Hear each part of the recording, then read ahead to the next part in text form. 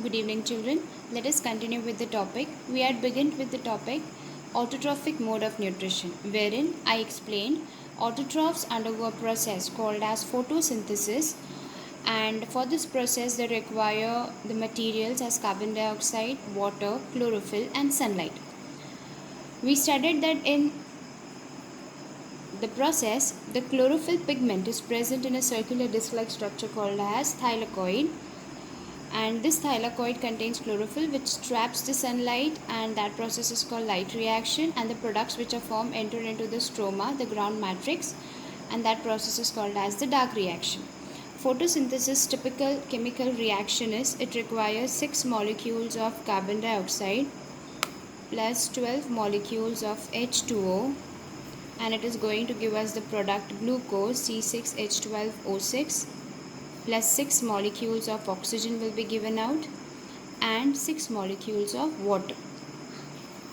So in this process, children, you can see that the carbon dioxide which is intaken by the plant through stomata, the water which has been absorbed by the roots will undergo the reaction and form glucose, oxygen and water. Now when this reaction occurs, there are steps going on simultaneously. The steps are: number 1, absorption of light energy. Children, these steps are important from theory point of view. Absorption of light energy, and you know that it is going to be trapped by the chlorophyll. The chlorophyll is present in the thylakoid of chloroplast. The second step is going to be conversion of light energy to chemical energy, and the heat which is being trapped, or the light which is being trapped, creates heat, due to which the water which is intaken by the roots splits into hydrogen and oxygen. So conversion of light energy into chemical energy and splitting of water molecule.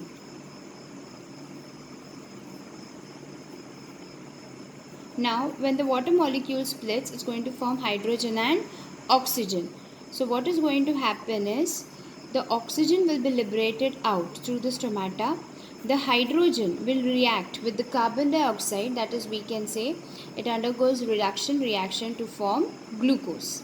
Children, for additional point, the plants when they undergo the process of photosynthesis, they manufacture the food in the form of glucose, they transport the food material in the form of sucrose, and they store the food material in the form of starch.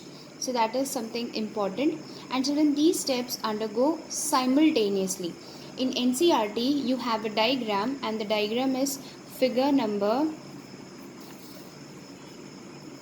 6.1. For this topic you need to refer to this diagram. It's very important. There you can see upper epidermis. It is provided with the epidermal cells. Then it has palisade cells. In the palisade cells, towards the periphery, you have those green cell organelles, and that is the chloroplast, which is going to trap the light energy and undergo the process of photosynthesis. Now something very important, children, in this topic is that what if the plant does not have stomata, or it has few stomata, or if the stomata are covered with the cuticle?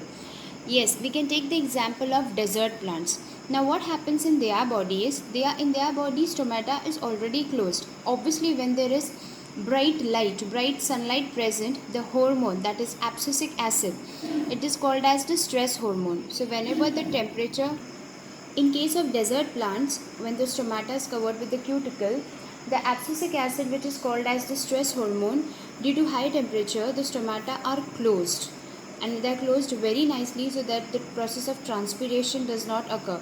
So now what happens to the plants? How will they undergo the process of photosynthesis? Children, whenever they intake carbon dioxide, in response to the chemical reaction going on in their body, they liberate oxygen. The oxygen is stored in their body, and during the daytime they have to use that oxygen again. So in this process, the cycle that is there of intaking gas and giving out gas and using it for the process of photosynthesis, in desert plants it is carried out very well, although the stomata are closed. So this is about how the plants undergo the process of photosynthesis. You have a small topic of structure of stomata as well, adding on to autotrophic mode of nutrition. Structure of stomata.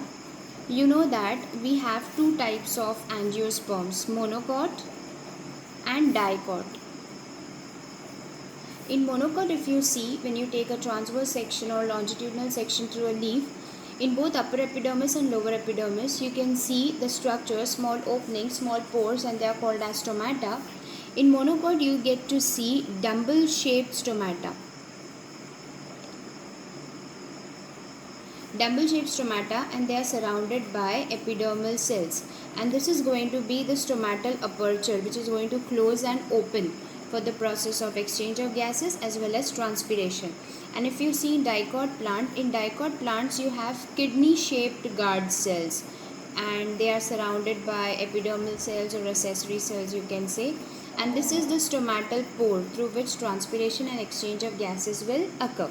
Both the guard cells, in both the cases, monocots and dicots, are provided with nucleus, and their periphery is surrounded by chloroplast.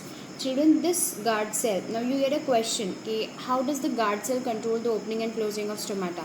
What happens if this is in the leaf? If I just draw this kind of diagram, this is the midrib, now this is the petiole, and this is going to be the stem.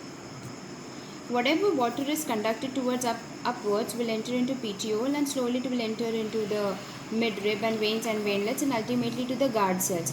These guard cells are balloon-like structures. When they absorb the water, they will swell. So when they undergo swelling, that is turgidity, they expand towards outside, due to which the stomatal aperture opens. And when there is no light, or there is absence of light, they lose the water of turgidity. तो पानी सारा निकल के वापस यहाँ पे चला जाएगा, तो ये दोनों खाली हो जाएंगे. They will become flaccid, and hence the stomatal aperture closes. So this is how the guard cells control the opening and closing of stomata. This is also one of the important topic in under, you can say, photosynthesis or autotrophic mode of nutrition.